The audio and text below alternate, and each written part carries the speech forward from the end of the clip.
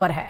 समरावता गांव के दौरे पर जिला कलेक्टर ये जानकारी सामने निकल कर आ पा रही है और कलेक्टर के साथ एसपी भी मौके का जायजा ले रहे हैं। ग्रामीणों से बातचीत कर हालातों की जानकारी लेते हुए वहां पर जो है प्रशासनिक अधिकारी नजर आ रहे हैं।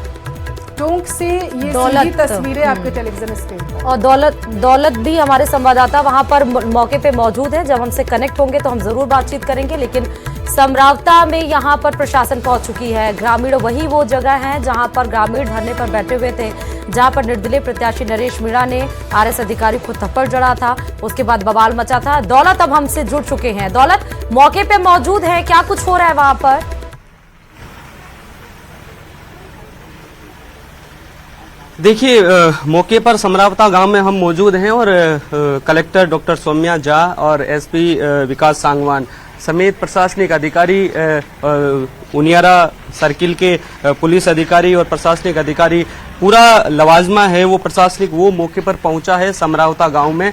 और जिस तरह से कल घटनाक्रम हुआ था उसके बाद में हालात का जायजा लेने के लिए यहां पहुंचे हैं। समरावता गांव का जो बूथ जो था मतदान केंद्र, वहां सबसे पहले यहां पर पहुंचे हैं एसपी और कलेक्टर। ये सब स्थानीय अधिकारियों से जानकारी जुटा रहे हैं, देख रहे हैं, हालात का जायजा लिया जा रहा है। प्रशासनिक जो अधिकारी है वो उनसे बातचीत की जा रही है और जानकारी है उसके जानकारी जुटाई जा रही है और आपस में बातचीत भी कर रहे थे किस तरह की घटना हुई, क्या कुछ रहा। एसपी और कलेक्टर हैं वो दोनों आपस में बातचीत कर रहे हैं। प्रशासनिक अधिकारी है वो यहाँ पर मौजूद है। आप तस्वीरों के जरिए देख पा रहे हैं, यही राजकीय प्राथमिक विद्यालय समरावता ये गांव है पंचायत समिति उनियारा का। और इसी मतदान केंद्र पर पोलिंग होने वाली थी, उसका बहिष्कार हुआ। बहिष्कार के बाद नरेश मीणा की यहाँ मौजूदगी ग्रामीणों के समर्थन में हुई।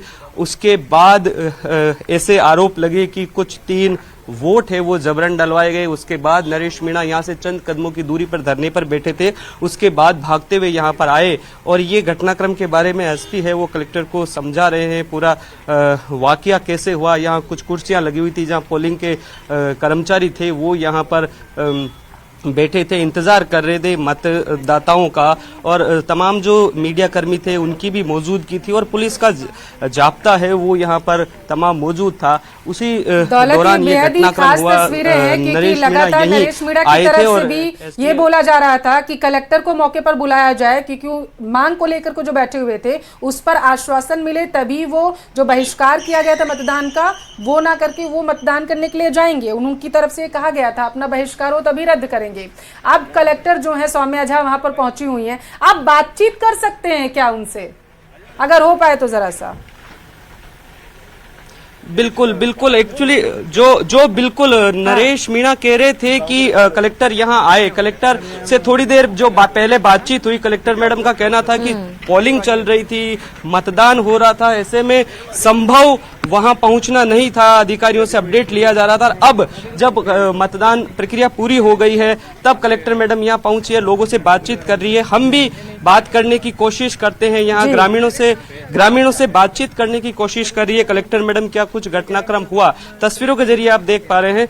ग्रामीण जो लोग हैं यहाँ के स्थानीय लोग, उनसे कलेक्टर और एसपी जो है वो बातचीत कर पूरी जानकारी ली जा रही है कि आखिर हुआ क्या। तस्वीरों के जरिए आप देख पा रहे हैं, कलेक्टर और एसपी दोनों ही जो ग्रामीण लोग हैं उनसे बातचीत कर रहे हैं। आप भी सुनिए क्या कुछ कह रहे हैं। सर रिमोट पे ले लीजिए।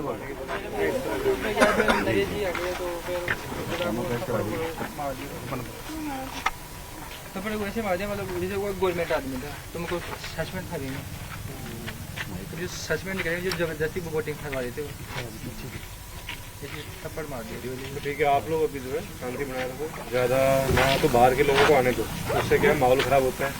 जो आपके एसपी और कलेक्टर है वो स्थानीय लोगों से बातचीत कर रहे हैं कि आखिर थप्पड़ मारने की वजह क्या रही। ग्रामीणों का कहना है कि वो जबरन वोटिंग करवा रहे थे। एसपी कहना है कि आप ध्यान रखें, अलर्ट रहें, बाहरी लोगों को यहाँ प्रवेश अगर होता है तो जानकारी दें और तमाम जो घटनाक्रम हुआ उसके बारे में अपडेट लिया जा रहा है। देखिए ग्रामीण जो है वो एक महिला है, वो कलेक्टर के पांव छूने की कोशिश कर रही थी और इसी दौरान कलेक्टर पीछे हट करके उसको कहती कि ठीक है। महिलाएं भी यहाँ पर मौजूद है, कुछ बच्चियां यहाँ पर मौजूद है जो कल हमारे कैमरों पे बोल रही थी कि हमारे साथ पुलिस ने ज्यादती की। वो लोग यहाँ पर देखिए महिलाएं हैं, वो अपनी आप बीती है वो बताने की कोशिश कर रही है। हम सुनते हैं क्या कुछ कह रहे हैं।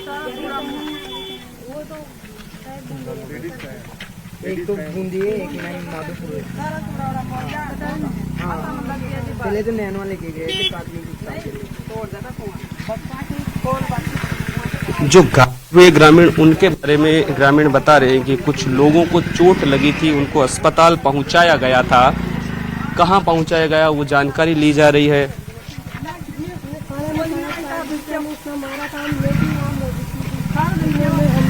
छोटे बच्चे तक नहीं, छोटे वो सब कुछ लट दे।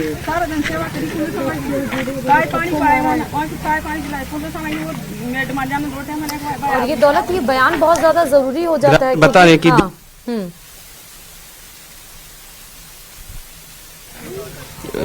महिलाएं बता रही कि जिस तरह से ग्रामीण धरना चल रहा था, पुलिस कर्मियों को खाना खिला रहे थे, पानी पिला रहे थे, चाय पानी की व्यवस्था ग्रामीण ही कर रहे थे। महिला के बावजूद इस तरह की घटना हुई थी, ग्रामीण बता रहे हैं। जी दौलत, क्योंकि वहां पर मौजूद हैं और डॉक्टर मतलब सौम्या झा वहां पर मौजूद हैं, ग्रामीणों से बातचीत कर रही हैं, कल क्या कुछ हुआ था घटना के दरमियान वो सब समझ रही हैं। दौलत वहां पे मौजूद हैं, सुनकर वो हमें बताएंगे। लेकिन इस बीच क्योंकि पुलिस के ऊपर भी बहुत सारे आरोप लगाए गए थे, ये बताया गया था कि घर में जो बच्ची थी, महिलाएं थी, उनके ऊपर भी बर्बरता पुलिस के द्वारा की गई थी।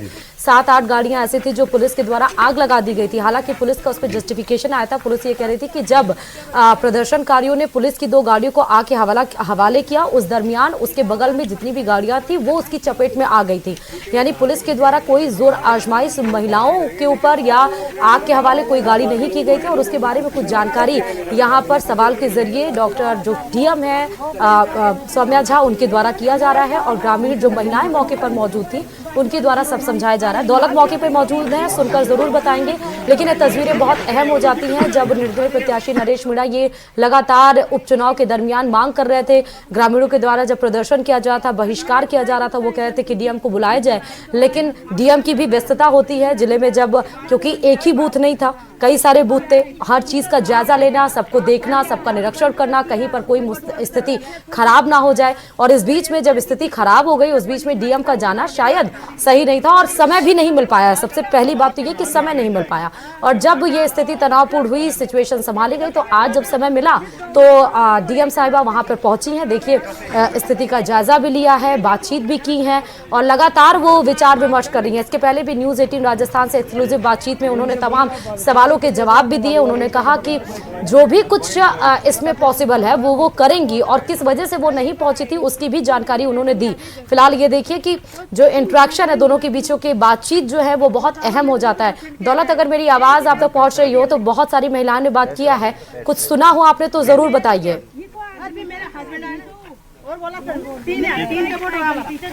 जी बिल्कुल, ग्रामीण महिलाएं जो हैं वो अपनी स्थिति बता रही है। उन्होंने कहा जबरन वोट डलवाया गया था, वो स्थिति जितनी भी है ये देखिए।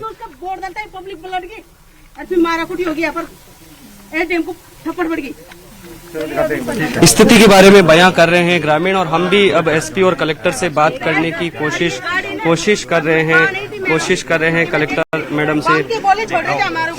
देखिए ग्रामीण बता रहे हैं कि किस तरह से आंसू गैस के गोले छोड़े। कलेक्टर मैडम हमारे साथ जी बताइए। नहीं, आप बातचीत कर लीजिए अगर पॉसिबल हो पाए, पहले तो बात कर लीजिए।